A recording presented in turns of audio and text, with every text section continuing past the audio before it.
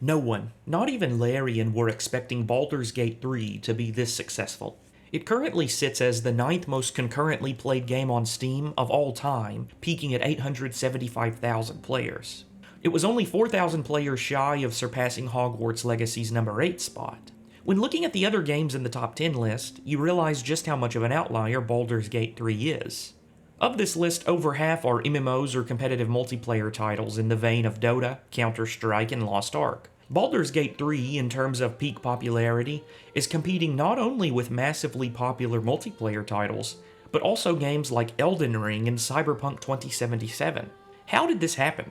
How did this game, a traditional hardcore CRPG based off of Dungeons and Dragons, reach this level of popularity? There's a lot of ways to answer that. And to start, we have to talk about the way Larian Studios took this niche subgenre and updated it for modern palates. The traditional computer role-playing game is a genre that has both basked in the peak of popularity in the 90s, with titles like Fallout and Baldur's Gate 1 and 2, and has also seen valleys of obscurity in the 2000s once companies like BioWare began taking a more cinematic approach in their RPGs. At the turn of the 2010s, it seemed like the genre was having a bit of a resurgence. 2012 saw Obsidian Entertainment pulling off a massively successful Kickstarter campaign for Pillars of Eternity, a game that promised to deliver a Baldur's Gate-like experience updated for modern sensibilities. While not a world-shattering success, Pillars of Eternity proved that there was a sizable market of people who yearned for a return to the roots of the RPG genre. It wasn't just Obsidian fulfilling this niche either. Development outfit Harebrained Schemes would release a trilogy of tactical RPGs in the Shadowrun universe, a tabletop setting born in the late 80s that combined the cybernetic enhancements and corporate espionage of the cyberpunk genre with traditional fantasy tropes like magic missiles, orcs, and dragons. Even outside of larger studios, there were plenty of indie projects developed in the 2010s as well, like the ultra-hardcore Age of Decadence and the masochistically difficult Underrail. As well received as these games were, they struggled to reach anyone outside of their target niche. To my mind, there were only 2 games in the CRPG genre that managed to make any sort of sizable splash in the greater gaming community. The first, Disco Elysium, hailed for its razor-sharp writing and unique conversation system, and Divinity Original Sin 2, for the way that it twisted the conventions of the genre just enough to be unique, while also delivering on the experience CRPG fans had been clamoring for over a decade.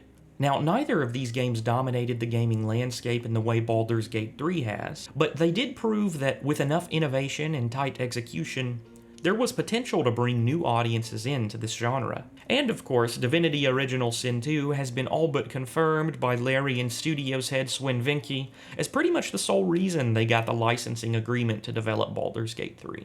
And now, here we are in late 2023, and it seems that no matter where you look, someone is talking about Baldur's Gate 3. People are talking about the best class and race combinations. To multi-class or not to multi-class? Are the companions too horny or not horny enough? Even now, with the release of Starfield, the year's most anticipated title, people can't help but compare the two to each other, even though they are vastly different games. As a longtime D&D nerd, it's a bit surreal to hear talk about bonus actions, eldritch blasts, and armor class in the mainstream. We're still very much in the midst of the Baldur's Gate 3 hype train. Yes, we know it's a good game, a great game even.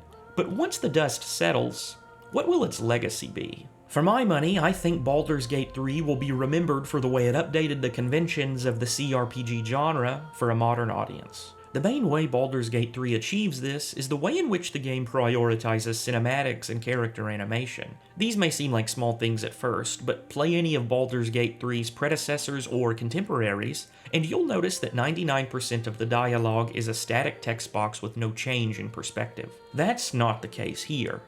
Now, every time you talk to someone, you zoom in.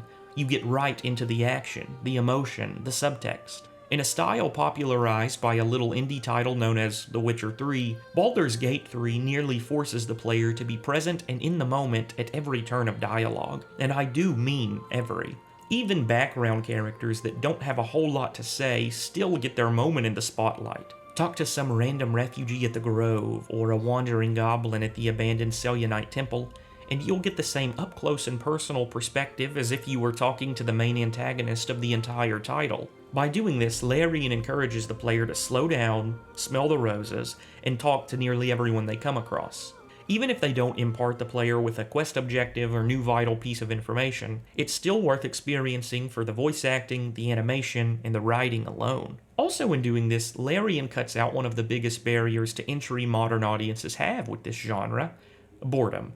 It's not particularly engaging to read a static text box, and you're lucky if that text box comes with an accompanying voice actor. Here, Larian constantly keeps you engaged in the dialogue and story by ensuring every character, from your companions down to a random citizen on the streets of Baldur's Gate, has something to say, and they make sure that line is delivered in a compelling way. The only other game that delivers this level of detail and care, while also sticking to the roots of the tabletop experience, is Dragon Age Origins.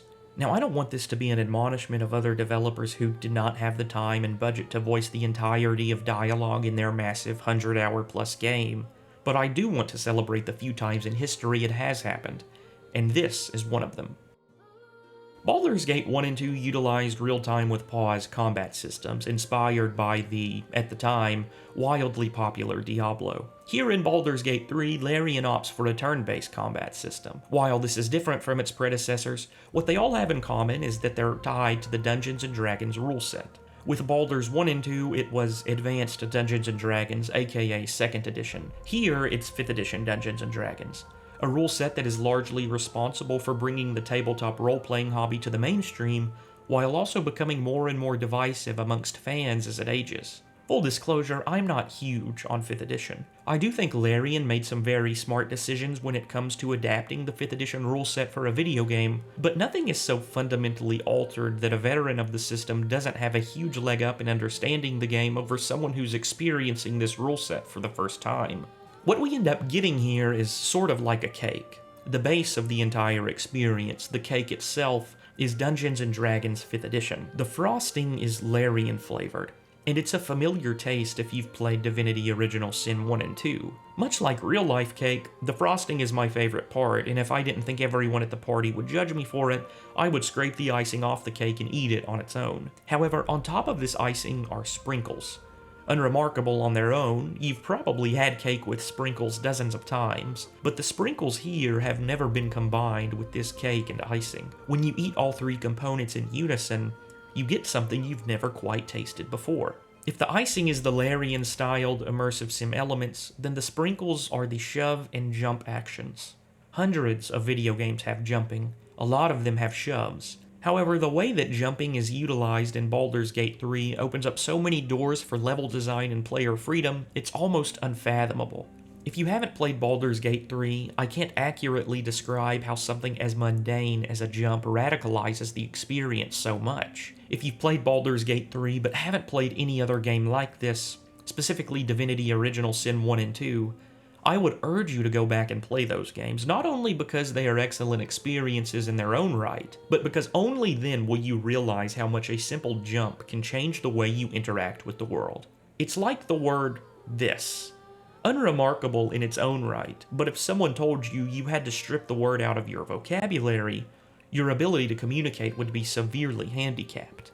The changes that Larian does make to 5th edition D&D come off as largely welcome. Call me plain, call me vanilla, but I love a good human fighter. At the table, that's an incredibly boring way to play. A mind-numbing swirl of I roll to hit, followed up by a droning of you hit or you miss from the DM. Here in Baldur's Gate, it's not only a fun and engaging way to play, but also incredibly powerful. Fighter isn't the only class that gets this treatment either.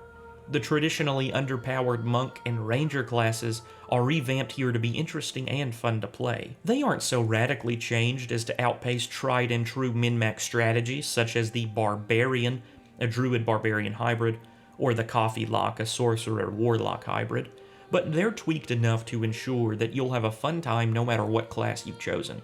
Further affirming one's class choice are the steps Larian have taken to ensure this title is accessible to all regardless of skill or experience. Out of all the CRPGs I've played, this one may just be the most beginner-friendly. Once you have the mysterious withers in your camp, a deceased companion is but a minor inconvenience, as you can resurrect them with a measly 200 gold. For context, it's not uncommon to have more than 10,000 gold before you even reach the titular city of Baldur's Gate. And honestly, I sort of expected this. While I don't believe Larian anticipated this level of success, I believe they and Wizards of the Coast knew that this would draw in a crowd of people who had never played a game like this before, attracted solely by the D&D licensing. So they took steps to ensure the title was as accessible as possible. Even on Tactician difficulty, this game is much easier than Larian's previous titles. Even with all the tweaks made for accessibility's sake, I'm still not huge on the combat here. So much of 5th edition lives and dies by the action economy. That is to say, whichever side has more turns in a given round of combat is more likely to emerge the victor. In Baldur's Gate 3, Larian occasionally seems to have made the same mistake I've seen 5th edition DMs make when they want to challenge the player. They overwhelm them with an obscene amount of enemies in hopes of creating a tough and engaging fight. This is incredibly frustrating encounter design when placed within the confines of 5th edition. In my first playthrough of Baldur's Gate, there was only one fight I got truly stuck on, towards the end of Act 2. Without spoiling anything, it involved a certain necromancer that would raise, by my estimations, about 20 undead into the fight. I was pulling my hair out trying to figure out how to proceed. I eventually did find the solution, but we'll save that for later in the video.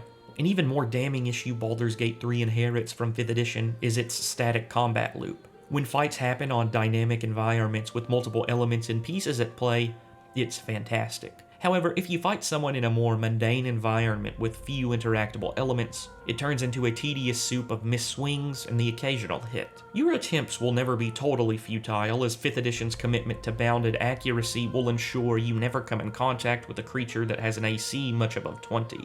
Overall, I've come to the conclusion that I prefer the combat system of Larian's previous outing, Divinity Original Sin 2. It feels more dynamic, the powers and abilities feel more interesting and, well, suited to a video game. If it weren't for the jump and shove actions introduced here in Baldur's Gate 3, it would absolutely be no contest. I do, however, have to give credit to Larian for adapting a largely lackluster tabletop rule set into something that becomes much more compelling on this digital landscape. Besides the tabletop rule set adapted here, Larian has taken deliberate measures to preserve the feeling of being around the table, playing with friends in more ways than one. You can see this in the Dungeon Master-like omnipotent narrator voiced by Amelia Tyler. You can see this in the way that each time you make a skill check, you're forced to wait with bated breath as a simulated die roll clanks around your screen. Not unlike the tense moments of silence at the table as everyone waits for a player to make their roll. And perhaps most of all, Baldur's Gate 3 reminded me of the tabletop experience the most in the slow-paced nature of the title. I would often close out the game thinking to myself, wow, I did not get shit done pertaining to the main plot that session. Compare this to the old-school style of D&D where players would measure progress in how many dungeon rooms they were able to clear in an evening of play. In person, you can often get distracted from the plot because of players that seem to be dedicated to sidetracking the party, or general distractions pertaining to real-life problems and conversations. Here, the slow-paced nature of the game can be attributed to its density and complexity. Baldur's Gate 3's maps aren't particularly large, but in nearly every nook and cranny of the world, there's something to find, something to experience. Further slowing the player down is not only the way in which the game presents you with a huge amount of content densely packed into its maps, but also the way in which the game assaults the player with overwhelming choices at every turn. Before we continue, I want to give a slight spoiler warning. I'll be talking about a couple of companion arcs, although I won't be mentioning anything specific, and I will be showing some footage from the end of Act 2. If you want to experience those moments for yourself, I would encourage you to click off of the video and come back later. Baldur's Gate 3 presents the player with an immense amount of choice from the very moment you open the character creation screen, evidenced by the fact that in the first week of the game's release on PC, players spent a combined total of 88 years within character creation. While the amount of classes and subclasses here may not be on the level of 2021's Pathfinder Wrath of the Righteous, Baldur's Gate 3 still gives players way more freedom than they would be used to from an action RPG in the vein of Skyrim or The Witcher. Once you've created your character, options only expand. You'll get unique dialogue options based on your class and background. You'll have great control over how the narrative plays out. You'll determine your class and play style and how to deal with obstacles. But perhaps the most difficult choice you'll make in your playthrough are which companions you bring along on the journey with you. There are 10 companions total you can recruit in Baldur's Gate 3. 6 of which are origin characters that the player themselves can play as if they so wish. These 6 origin characters are the most fleshed out, having arcs that span the entire 3-act structure of the game. But even the 4 that you come across in the midst of your journey are compelling and worthwhile in their own right. In the first 2 games in the series, you could bring along 5 companions for a total party size of 6. Here, Larian forces you to choose just 3. Every single companion is unique with fleshed out backgrounds and motivations. Regarding the companions, the quality of them is evident when you realize that the community has not come to a consensus on who is the favorite. For instance, when I say, Lae'zel is my favorite companion, I'd be willing to bet there are an equal number of people who say, yes, thank you, someone else finally gets it, and also who say, who the hell hurt this man? Equally as controversial are the sex drive of all your companions, the topic of which has sparked many a debate online. Some folks argue that the companions are too horny, too aggressive in their pursuit of the player character, and then there are others who think that the game isn't horny enough. It turns out, your companion's incessant horniness may have been due to a bug. That's pretty funny, but for me personally, the problems I have with the in-game romances have nothing to do with the game's prideful debauchery and everything to do with the gamified nature of the system. The main conflict of Act 1 sees the player either wiping out a large goblin camp devoted to the mysterious Absolute, or siding with the goblins and wiping out the tieflings and druids in the Emerald Grove. Once this problem has been solved, there's a party thrown at your camp, either celebrating with the tieflings for helping them continue their expedition to Baldur's Gate, or with the goblins and their drow leader for a job well done in raiding the tieflings and druids. As you make your rounds through the camp, every companion will at least suggest sharing bunks that night. It's not a guaranteed lay, as if your reputation with a companion isn't high enough, they'll reject your advances. Furthermore, accepting the advances of one character under the pretense of a one-night stand may see you being locked out of the option to romance the character you actually intended.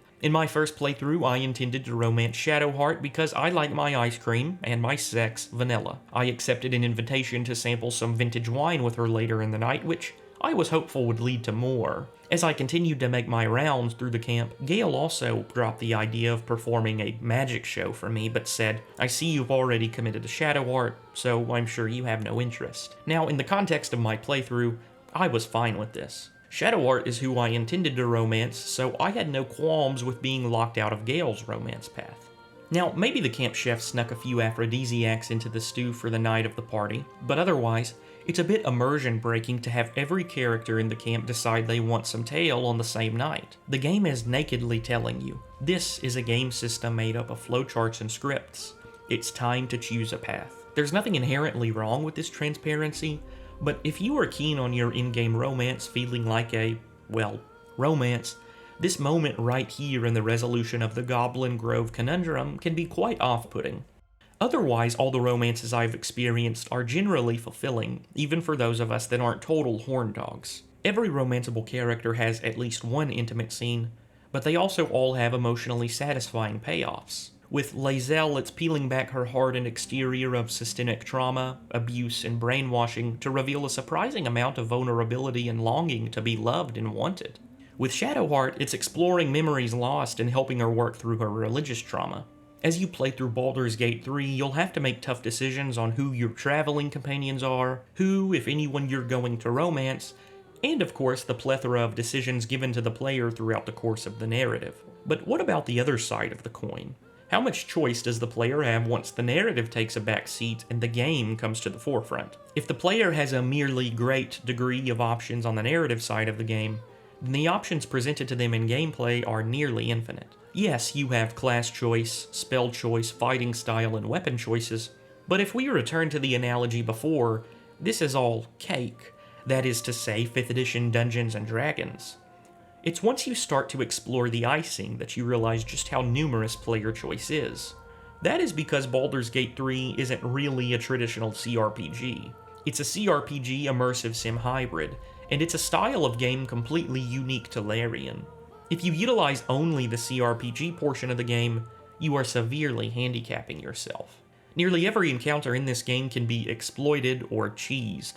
As you enter the Goblin Camp in Act 1, you'll notice there are an overwhelming amount of goblins running around, drinking and feasting.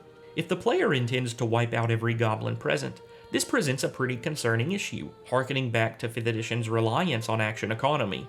It begs the question, how do I kill this obscene amount of goblins? The answer to this question is only held back by player imagination. For me, it was killing the black market merchants present within the keep, whereby I gained access to their storeroom full of explosive barrels. I meticulously set up these barrels around the main portion of the camp and set them off with a firebolt, thereby wiping out around half of the goblin forces in a single action. I said earlier that the jump and shove actions present here may not be special to other games, but completely revolutionize the flow of gameplay in Baldur's Gate 3.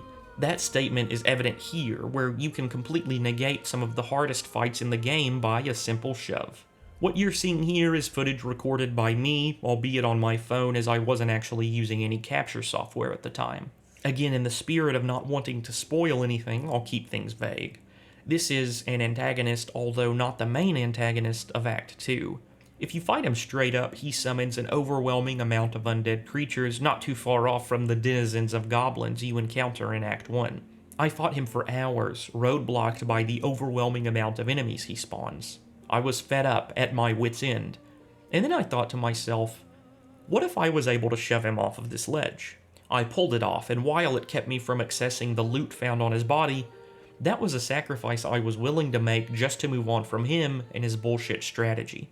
Some may argue that I cheesed the game or that I did something in a manner that wasn't intended by Larian. I wholly disagree, because the intention of Larian Studios was to create the feeling of playing a tabletop campaign digitally, and this here is something totally in line with what would go down in a D&D session. This emphasis on world manipulation and robust physics systems aren't a staple of the genre, but they are a staple of Larian Studios, who have been toying with these ideas since Divinity Original Sin. And Larian have stayed true to their roots in more ways than one. On top of their unique blend of CRPG and immersive sim elements are similar themes and motifs. Both Baldur's Gate 3 and Original Sin 2 see you waking up as a prisoner on a ship, then escaping from the ship and washing up on a beach. Both Original Sin 2 and Baldur's 3 have themes of power and how far one will go to secure such power. Baldur's Gate 3 is much darker in tone and has a higher emphasis on cinematics when compared to Original Sin 2, but a Larian veteran will surely notice a lot of shared DNA here. Larian have also carried over some bad habits from their previous games, like a terrible menu system and a lackluster final act. Complaints with the menu are sure to be less controversial than complaints with the final act, as Larian have been using generally the same system since Original Sin 1 with only minimal updates. The menus are clunky and unintuitive, requiring an unnecessary amount of clicks and combing from the player to find items nested within bags. Sometimes when you pick up an item, it can be found at the top of your inventory. Other times it jumps to a seemingly random spot within your inventory grid. In terms of party management, really the only thing that's been added is being able to auto-detach your party with the G key. Before, you had to drag members away manually, but this innovation represents a drop of improvement in a sea of stagnation. In regards with my issues to Act 3, I'm going to continue to keep things vague, as I know there are still a lot of people working through this, and PlayStation players have barely had any time to sink their teeth into the game. So as I talk about this, you're not going to see any footage or any specific plot points mentioned. And to be fair, any footage I captured from Act 3 wouldn't be worth watching, as performance is terrible. It is impressive to marvel at the density of Baldur's Gate and its numerous citizens, but it is certainly not optimized. Now, performance problems in the back half of a massive RPG like this aren't uncommon. Considering Act 1 had nearly 3 years of player feedback and optimizations in the form of early access, I think most informed players expected Act 1 to have a certain level of shine and polish. Still, Act 3 has a long way to go in the way of performance optimizations before it's a super enjoyable experience technically. While the technical flaws certainly sting, my main issues with Baldur's Gate 3 lie within the lackluster conclusion to its story. Problems here should be evident in the fact that Larian have already added endings for Karlach based on feedback from the community. Now, props to Larian for adding this in, but Karlach isn't the only character who has a subpar conclusion to her story. I was hoping this wouldn't be the case, but I was also sort of expecting this, as Original Sin 2 is widely known to have a much weaker final couple acts as compared to the beginning of the game. I do think some smart steps are taken to tie the game into the previous two entries, but I also think there was a lot of room to expand upon quest conclusions and companion arcs. Overall, if I could use a word to describe the narrative payoff of Act 3, I would use the word rushed. Even still, Baldur's Gate 3 holds up as a game worth it for the journey alone rather than the destination. I don't really think it's hyperbole to say that this game has rocked the world. This level of success would be admirable for nearly any title releasing today. But that's made all the more impressive by just how niche and dense of a title Baldur's Gate 3 is. This game is vast, and I'm sure players will be discovering things in it for years to come. So the question isn't, is Baldur's Gate 3 a good game, or is Baldur's Gate 3 worthy of the praise it's getting? Those questions have been answered. The question to ask is, does Baldur's Gate 3 represent a flash-in-the-pan moment, or is this the beginning of a new golden age for CRPGs? Anyone who claims to know the answer to that one is probably lying through their teeth. We can speculate and theorize all we want, but it will take years, and perhaps the foresight of a decade to make that judgment. All we can do is hope, and hope some more, that the latter is true, and not the former. Hey, thanks for watching, everyone. Next video is probably going to be on that one big space game. Then after that, I am going to be jumping into Cyberpunk Phantom Liberty. That one's going to be interesting as I haven't touched it since its initial launch in late 2020. I'm going to play through it, but if I don't have anything interesting to bring to the discourse around it, I'm not going to make a video on it. For October, I'm planning on releasing something Halloween-themed, either Darkwood or Vampire the Masquerade Bloodlines. If you've got strong opinions about seeing one or the other, let me know in the comments down below.